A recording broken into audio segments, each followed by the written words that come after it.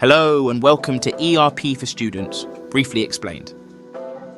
The topic of today's episode is, what is production planning and control?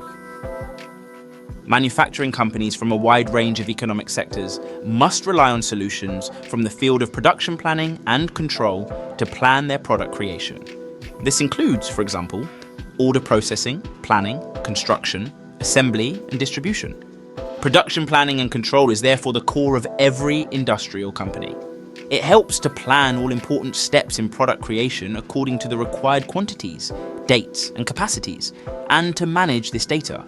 This is done either via PP systems and/or various integrated functions within an ERP system, such as SAP S/4HANA. Production planning is a complex field in which delivery bottlenecks, tight inventory levels, and changing customer requirements must be responded to quickly.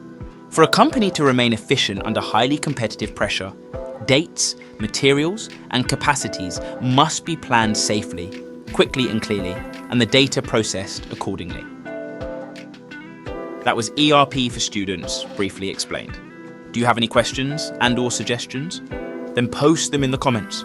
With that in mind, take care, stay healthy, and see you in the next episode.